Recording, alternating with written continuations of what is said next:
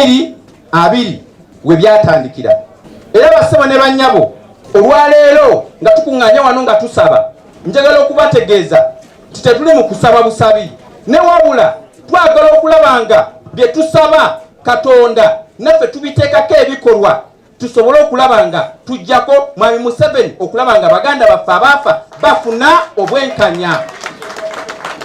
Bw'atyo omubaka wa MTN mu Parliament Francis Zaake ng'akulembeddemu bavubuka banne ku kitebe ky'ekibiina kya NUP Kamwokya mu kujjukira bannaabwe abaafa mu mwaka gwa 2020 mu kwekalakaasa oluvannyuma lw'ab'ebyokwerinda okukwatira akwatidde ekibiina kino bendera. Era Zaake asinzidde wano n'asaba Bannayuganda okwegatta okwetawulizako gavumenti ya Pulezidenti Museveni nti basaanye balabire ku bakulembeze baabwe aba waggulu. Temumanyi ne munda nti bali mu kulwanagana kuba edda ife bagamba nga nti ffe abali mu kumwagala okumuggyako nti ffe tulwanagana.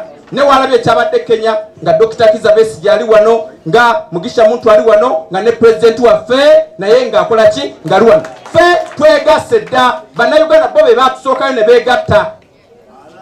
Kati olwaleero bo Mwami Museveni bo munda bali mu kwekuba ate balina mu kutya bo bennyini bagamba ate baagala kwetta. Bano oluvannyuma basazeewo okutambuza ebigere nga batandikira ku kitebe ky'ekibiina kino ng'akabonerako okujjukira bannaabwe abaafa kw'osaana okubanja abo be bagamba nti bakyali mu mikono gy'ab'ebyokwerinda.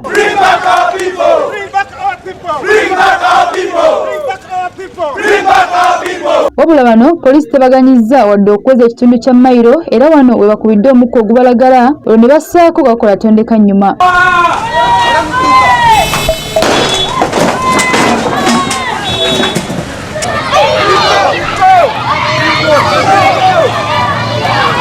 Wano tusobodde okwogerako n'abamu ku bavubuka abadde mu kutambula kuno wabula nga beboogera bikaawa okukira omususa. Mba temwagala mu mbeera yonna naffe tugenda kugusumulula. Ffe twagala abantu baffe. Nze mbabuulira bring back our people. The police has come here to Kamwokya today to put the fear into Ugandans who are just asking for their family members that are missing.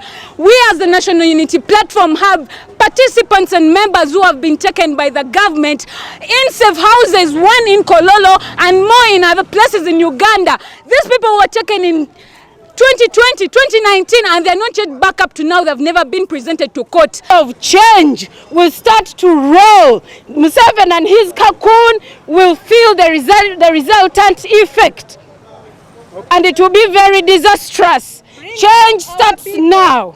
Mu mbeera eno twogeddeko n'amyuka omwogezi wa poliisi mu kampala n'emiriraano Luko Wesigire gwe tufunidde ku lukomo lw'essimu n'abaako ky'atangaza ku bibaddewo.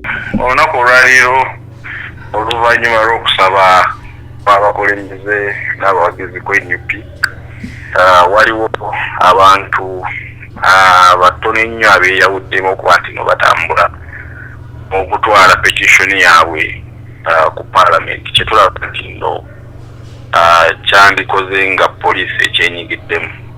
So mu mbeera eyo tusazeewo okuba nti no tukigaana okubeerawo era ne tugumbulula tandise okuba nti no batukola procession emenya amateeka okugenda ku Parliament basobola olunyayo engeri endala yonna gye batuusa ekiwandiiko kyabwe nga tebalese kusasamaza abantu mu makubo mwe bayita.